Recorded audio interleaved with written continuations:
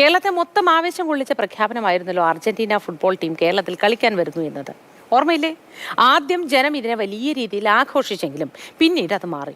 മന്ത്രിയുടെ വാക്കുകൾക്കുപരിയായി അതിലെ വസ്തുതകൾ തിരയാൻ ജനങ്ങൾ തുടങ്ങിയതാണ് കാരണം. ലോകത്ത് തന്നെ ഒന്നാം നമ്പർ ടീമായിട്ടുള്ള അർജന്റീന, മെസ്സി അടക്കമുള്ള നാഷണൽ ടീം ഇവിടെ വരികയാണ്. ഇതുമായി ബന്ധപ്പെട്ടുള്ള ഔദ്യോഗികമായിട്ടുള്ള ഒരു പ്രഖ്യാപനം അത് അർജന്റീനയാണ് നടത്തുന്നത്. അവർ അടുത്ത 1.5 മാസത്തിനകം ഒരു കേരളത്തിൽ വരും. വലിയ ആവേശത്തിലാണ് കായിക പ്രേമികളും അർജന്റീന ആരാധകരും മന്ത്രിയുടെ പ്രഖ്യാപനത്തെ സ്വീകരിച്ചത്. പോകെ പോകെ ആവേശം ചോർന്നു. കേരളം മൊത്തം ഏറ്റവും കൂടുതലുള്ളത് അർജന്റീന ആരാധകരായിരിക്കും. അതിനൊക്കെ ഒരു ചെലവ് വേണ്ടെന്നാണ് എൻ്റെ ഒരു അഭിപ്രായം. നല്ല അഭിപ്രായമാണ്.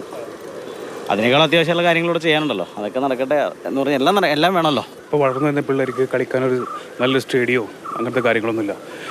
ഇത് ഈ അർജന്റീനയ്ക്ക് വേണ്ടി ചിലവാക്കുന്ന പകുതി പൈസ ഉണ്ടെങ്കിൽ നല്ലൊരു സ്റ്റേഡിയം നമുക്ക് മലപ്പുറത്ത് നമ്മളെ വളർന്നു വരുന്ന പിള്ളേർക്ക് വേണ്ടിയിട്ട് ഉണ്ടാക്കാൻ പറ്റും. നവംബറിൽ നടത്തിയ വാർത്താ സമ്മേളനത്തിൽ മന്ത്രി പറഞ്ഞത് 1.5 മാസത്തിനകം അർജന്റീന ഫുട്ബോൾ അസോസിയേഷൻ പ്രതിനിധികൾ കേരളത്തിലെത്തുമെന്നാണ്. ഇപ്പോൾ മാസം 3 പിന്നിട്ടു. ഇതുവരെ ആരും കേരളത്തിലെത്തിയിട്ടില്ല.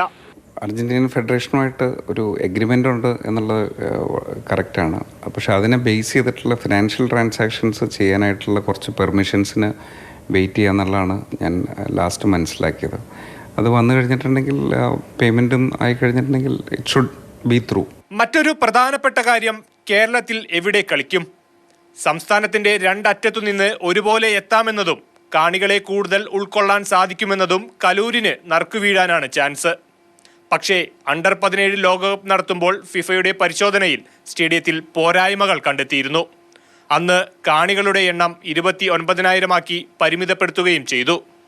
ഇക്കാര്യം മന്ത്രിക്ക് അറിയാതിരിക്കില്ല. അവിടെയും തീരുന്നില്ല. ലോകകപ്പ് ജേതാക്കളായ ടീം വരുമ്പോൾ കളിക്കാൻ ഏറ്റവും കൂടുതൽ സാധ്യത കൽപ്പിക്കപ്പെടുന്ന സ്റ്റേഡിയത്തിൽ സമീപകാലത്ത് നടന്ന മത്സരങ്ങൾക്കിടയിലെ ദൃശ്യങ്ങൾ കാണാം.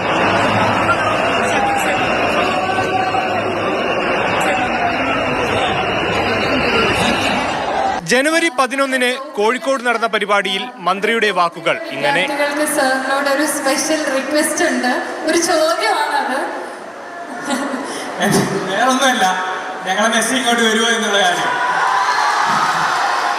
അടുത്ത ഒക്ടോബർ 25 മുതൽ നവംബർ 2 വരെ 7 ദിവസം മെസ്സി കേരളത്തിലുണ്ടാവും. ഇത് പുറത്തു വന്നതിന് പിന്നാലെയാണ് മന്ത്രിയുടെ പ്രഖ്യാപനങ്ങൾ വെറും ബഡായി മാത്രമാണോ എന്ന സംശയം ജനങ്ങൾക്ക് കൂടിയത്. കാരണം ഒക്ടോബർ മാസത്തിൽ ഫിഫ അംഗീകരിച്ചിരിക്കുന്ന ഇന്റർനാഷണൽ ബ്രേക്ക് ഒക്ടോബർ 6 മുതൽ 14 വരെയാണ്. പിന്നെ എങ്ങനെ മന്ത്രി പറഞ്ഞ തീയതിയിൽ മെസ്സിയും കൂട്ടരും കേരളത്തിലെത്തും?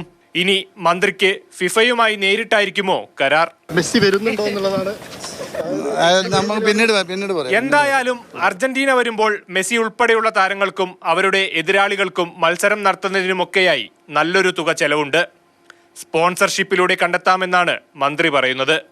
അപ്പോഴും ഒരു സംശയം, ആ തുക നമ്മുടെ കുട്ടികൾക്കായി ചെലവഴിച്ചാൽ ദേശീയ മത്സരങ്ങളിൽ ഉൾപ്പെടെ അവരുടെ പ്രകടനം മെച്ചപ്പെടുത്താൻ സഹായിക്കില്ലേ? അർജന്റീന വരുന്നതിനോടുള്ള എതിർപ്പല്ല, പക്ഷേ ഇങ്ങനെ വന്നിട്ട് നമുക്ക് എന്താണ് മന്ത്രി ഗുണം? വിഷ്ണുപ്രകാശ്, മാതൃഭൂമി ന്യൂസ്, കൊച്ചി.